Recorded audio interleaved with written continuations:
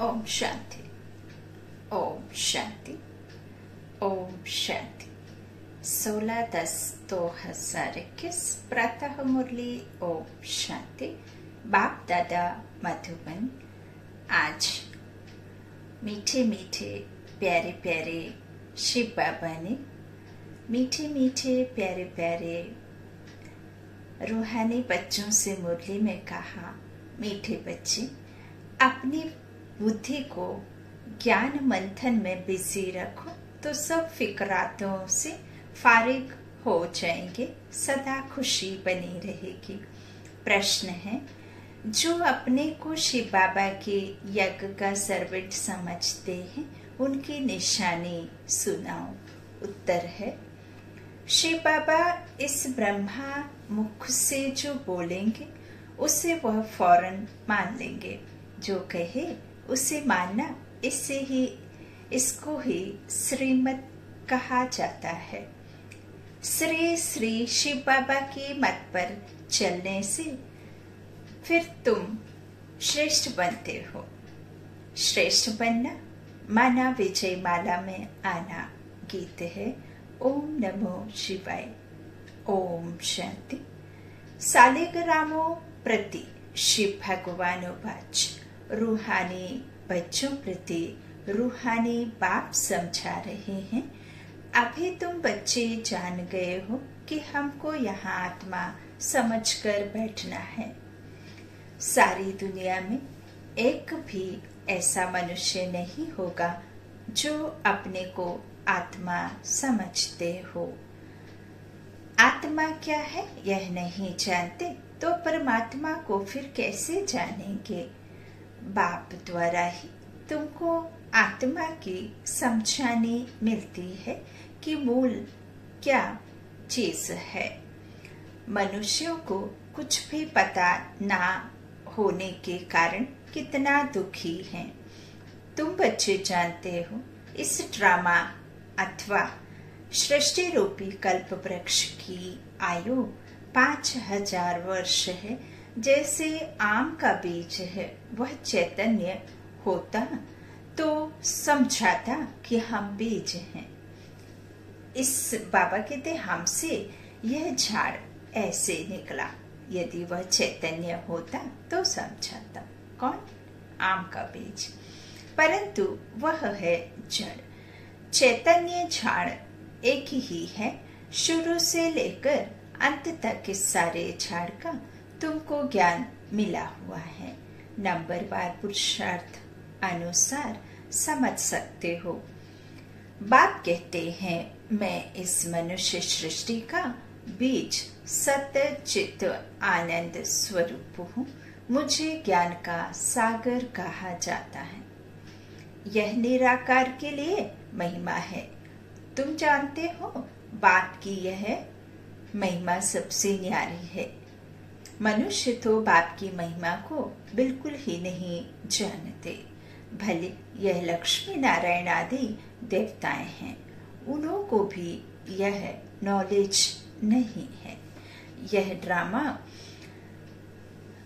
जो ड्रामा का ज्ञान तुमको मिला है, तुम जानते हो यह सृष्टि का चक्र कैसे फिरता है।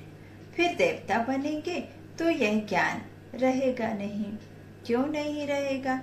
क्योंकि यह ज्ञान की प्रारब्ध प्राप्ति वहां जाकर होती। आधे कल्प के लिए बाबा हमें इसकी प्रारब्ध प्राप्ति देते। और यदि यह ज्ञान साथ में सतयुग में देवी देवताओं के पास चला जाए तो फिर उनको सीढ़ी उतरने और सुख कम दुख की अधिक चिंता हो जाएगी कि हम सो फरिश्ता, हम सो ब्राह्मण देवता, फिर पूज्य पुजारी। तो फिर वो ड्रामा उनको सीन याद आ जाए तो फिर वह उस सुख को कैसा देखेंगे।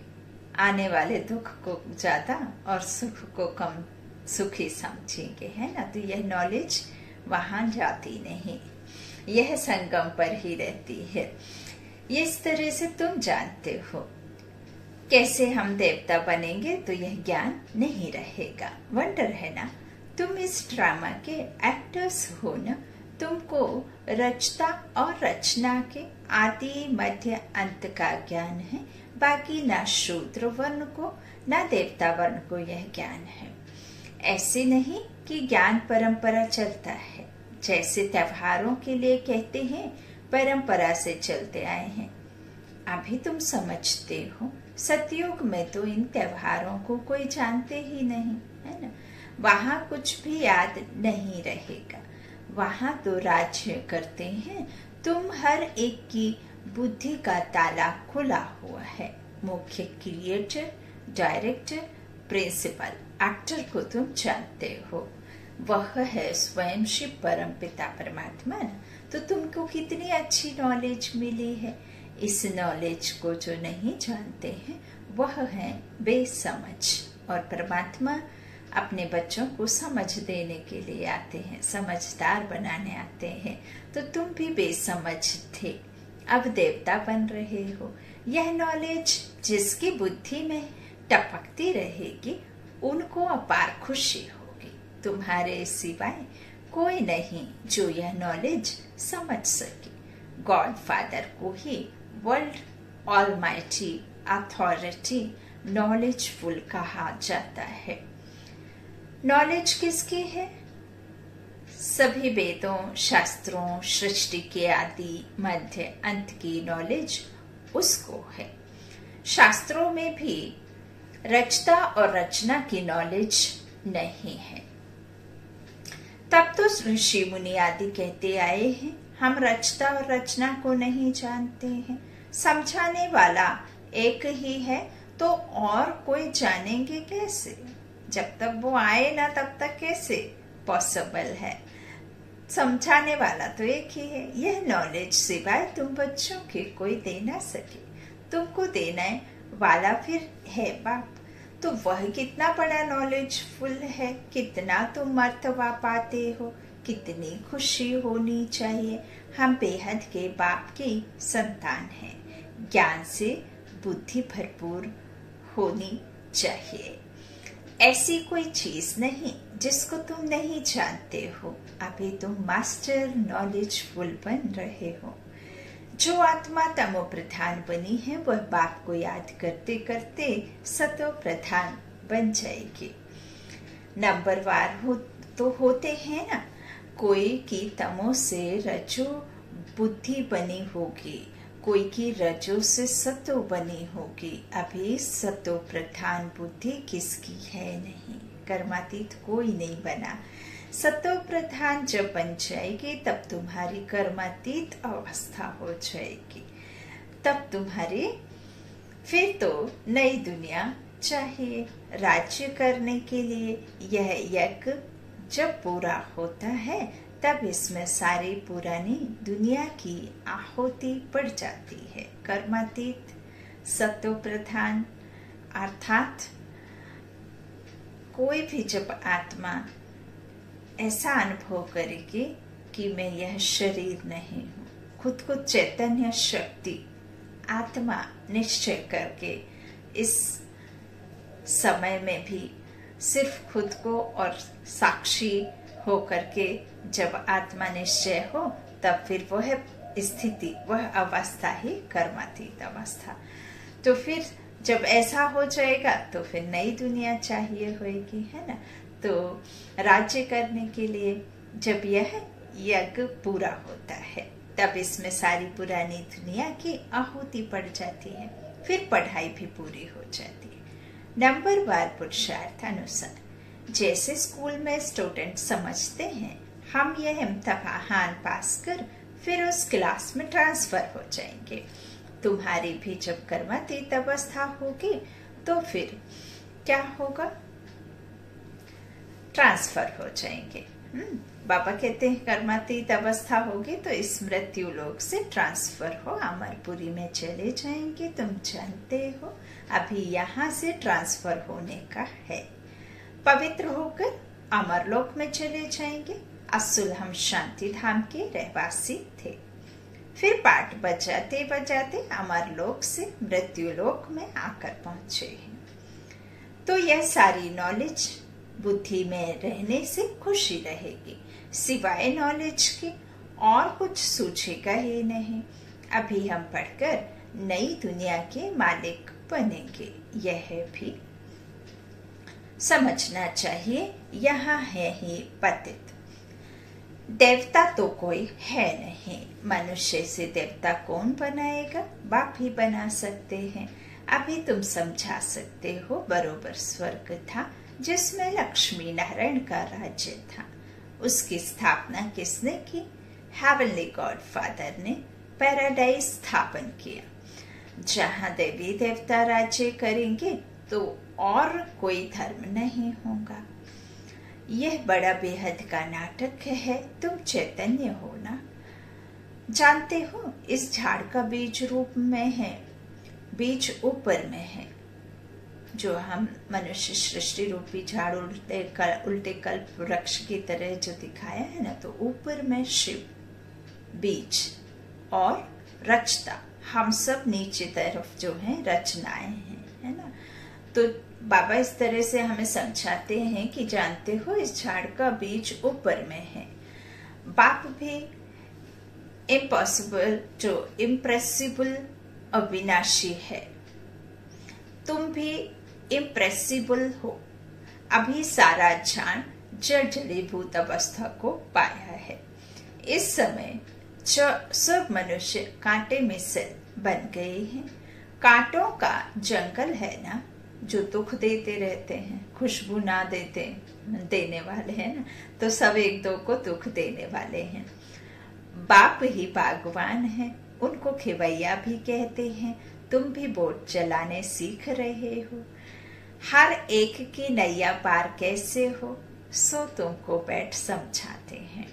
नैया कोई शरीर नहीं है। नैया आत्मा और शरीर दो चीज की बनी हुई है। गाते भी हैं, नैया मेरी पार लगाओ। अभी आत्मा भी पतित है तो शरीर भी पतित है। अब पार कैसे हो और कहाँ जाए? अभी तुम मूल वतन, सूक्ष्म वतन, सतयुग से लेकर कलयुग तक सब राज्यों को जान गए हो। मूल वतन अर्थात शांति था, निराकारी दुनिया, है ना, निर्वाण था। सूक्ष्म वतन और सतयुग से लेकर कलयुग तक सब कुछ जान गए हो।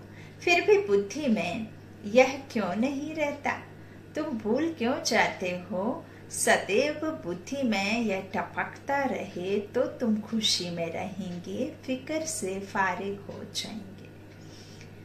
तुम जानते हो बाबा आया हुआ है हमको ले जाने। जो नॉलेज बाप में है वह हमको दे रहे हैं। यह है बिल्कुल नई बातें, न्यारी और प्यारी। और बाबा के पास में एक साधु है।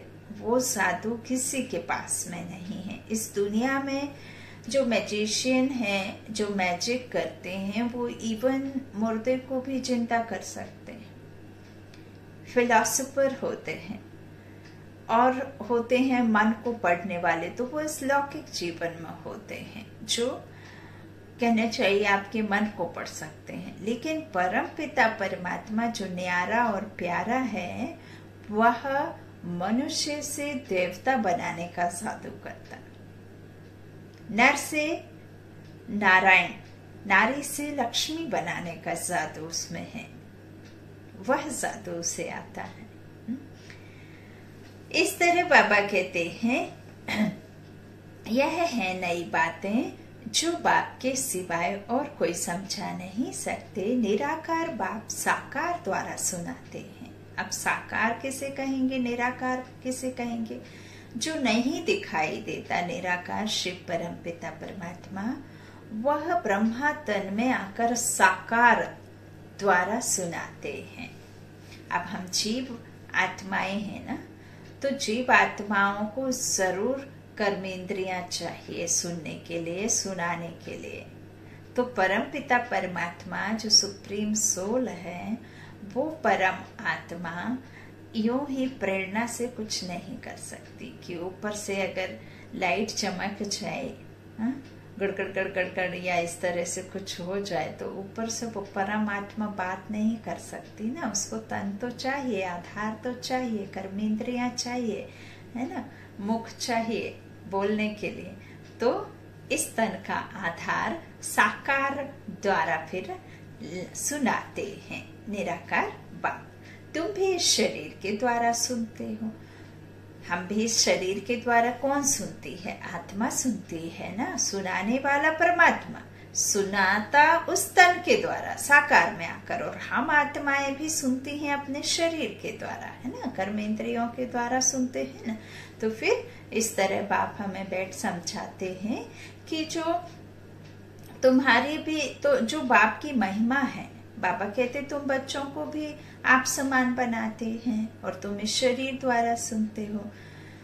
तो जो बाप की महिमा वह तुम्हारी भी होनी चाहिए, कोई फर्क नहीं है। सिर्फ बाप कहते हैं हम जन्म मरण में नहीं आता हूँ।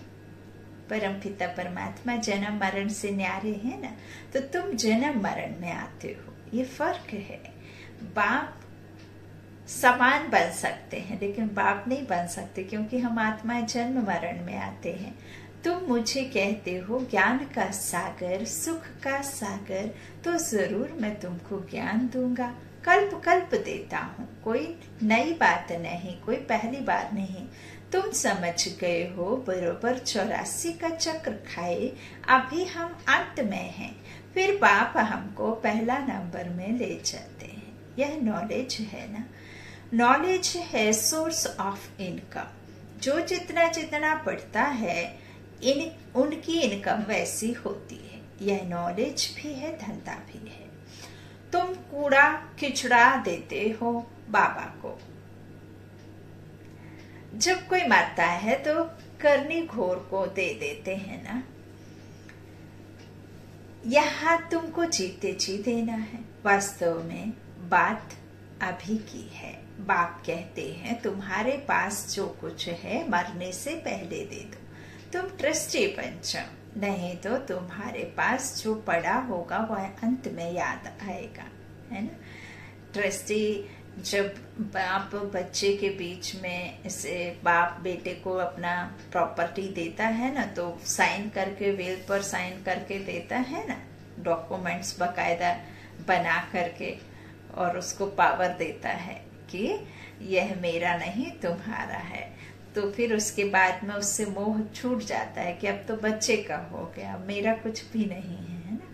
तो इसी तरह से यहाँ जीते जी आपके पास में जो भी है, यदि हम बाप के नाम पर ट्रस्टी बनकर रहेंगे और ट्रस्ट करके उनको दे देंगे तो वो ट्रांसफर हो जाएगा। वो कोई खा लेगा नहीं, कोई पोटली बनाकर कोई ले नहीं जाएगा। आप उनके नाम पर लिख देंगे तो ऐसा नहीं है कि वो ले करके चले जाएंगे। यहाँ लौकिक जीवन में लिख दिया तो कई तो ऐसे हैं कि पिता को छोड़ देते हैं और प्रॉपर्टी के उस पर चले जाते हैं, है ना, उसके पीछे पड़े रहते हैं। यहाँ तो बाप को यदि आप ट्रस्टी बनाकर देते भी हैं सब कुछ, तो वो लेकर नहीं जाएगा, बल्कि उसका कई गुना हमें ही देने का वादा करते हैं, है ना।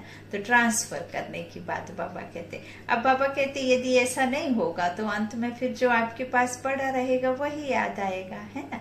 तो बाबा कहते जैसे कोई साहूकार आदमी है वह ज्ञान नहीं लेंगे, उनकी साहूकारी भी एक जन्म के लिए है ना।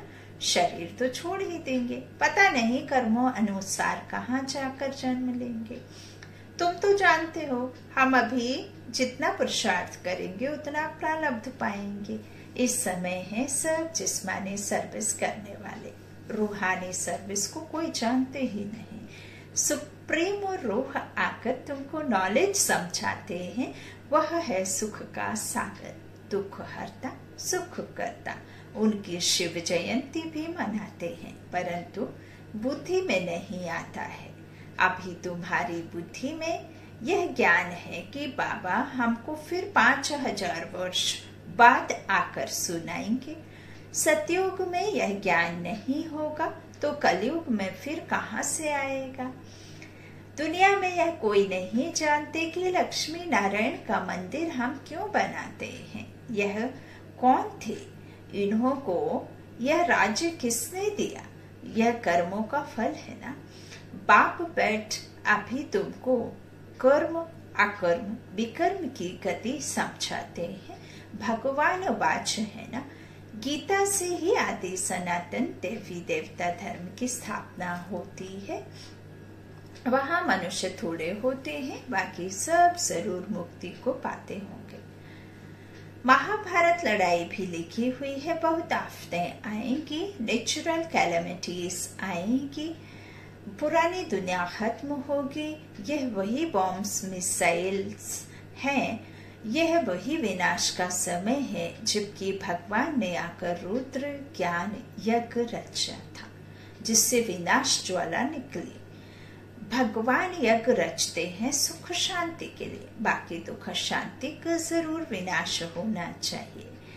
इस ईश्वरीय ज्ञान यज्ञ में सारी सृष्टि स्वाहा हो जाएगी। यह बातें तुम्हारी बुद्धि में है।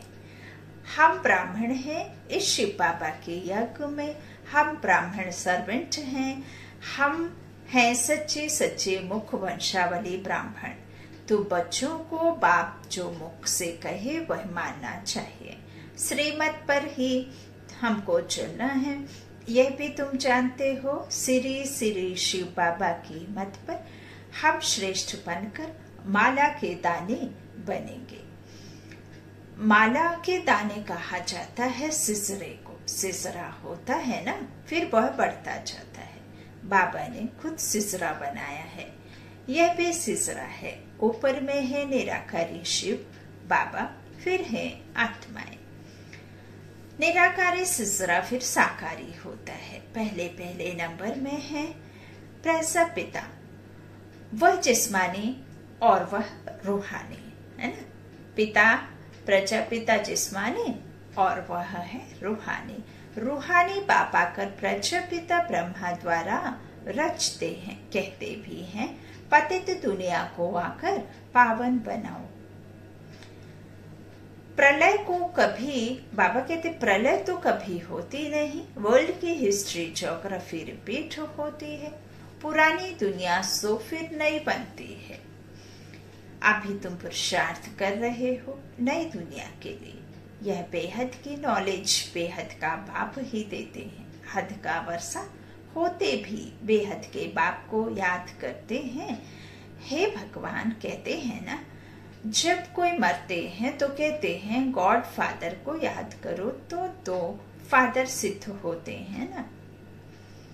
सभी आत्माएं ब्रदर्स हैं। आत्मा ही पुकारती है, हे दुख हरता सुख करता, हे लिबरेटर आओ हमको घर जाने के लिए गाइड करो।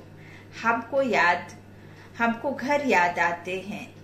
घर याद है परंतु जा नहीं सकते, क्योंकि माया ने पंख तोड़ डाले हैं, काट दिए ना बिल्कुल एकदम। नहीं उड़ सकते, बोझ है चिंताओं का, बीमारियों का। तो धन पैसा माया का मोह है ना, कि ये धन मेरा मेरा मेरा है। शरीर का मोह है कि शरीर मेरा है। मृत्यु का भय है एकदम। जो ये 5 विकारों रूपी माया है ना, उस माया ने एकदम इतना बांध दिया, इतना बोझ से भर दिया कि हम हल्के लाइट खुद को कर ही नहीं पाते हैं। और लाइट नहीं होंगे, हल्के नहीं होंगे, बोझ से मुक्त नहीं होंगे, खुद को बोझ के तले टोकरे के नीचे दबा कर रखेंगे तो बोझा लेकर के कोई उड़ नहीं सकता। जब तक आप फरिश्ता नहीं बनते। और फरिश्ता कब बनेंगे? जब हम खुद को आत्मा निश्चय करेंगे, देह से न्यारा समझेंगे, इस 5 तत्वों से परे। हम इस संसार के सुख दुख के मोह से परे। मैं यह शरीर नहीं हूँ, आत्मा हूँ, यह निश्चय होगा तभी फिर हम उड़ पाएंगे, है ना। तो माया ने पंख काट डाले हैं ना, तो कोई घर वापस जा नहीं सकते। अभी तुमको अपनी ज्योत को आपे ही जगाना है। बाप को याद करने से घृत पड़ जाएगा। ज्योत एकदम बुझ नहीं सकती। कोई मरता है तो दीवा जगाते हैं, खास वहां एक मुकर्रर रखते हैं कि इसमें घृत डालते जाओ, नहीं तो अंधियारा हो जाएगा। अभी तो तुमको योग बल से घृत डालना है, तो घोर अंधियारे से सोचरा दीपमाला हो जाएगी। दीपमाला सतयुग में होगी, यहाँ नहीं। उत्सव जो भी मनाए जाते हैं उनका भी रहस्य तुमने समझा है। वह तो कुछ भी समझते नहीं, फिर भी समझाया जाता है। यह राखी आती है पवित्रता में रहने के लिए। मनुष्यों को ज्ञान का इंजेक्शन ऐसी युक्ति से लगाना चाहिए जो फील करें कि बरोबर हम तो भ्रष्टाचारी हैं। श्रेष्ठाचारी बाप ही बनाते हैं। बाप कहते हैं मन मना भव, तो तुम तमो प्रधान से सतो प्रधान बन जाएंगे। युक्ति से तीर लगाना चाहिए। बाबा कहते बात करने की ताकत चाहिए। अभी तुम सर्वशक्ति मान बाप से शक्ति पाए माया पर जीत पाते हो, फिर तुम्हें राज्य भाग्य मिल सकता है। सिवाय बाप के और कोई जीत पहन ना सके। बाप कहते हैं देखो बच्चे, तुमको क्या से क्या बनाता हूँ। अब ऐसे बाप को निरंतर याद जरूर करना है, तो विक्रम विनाश होंगे।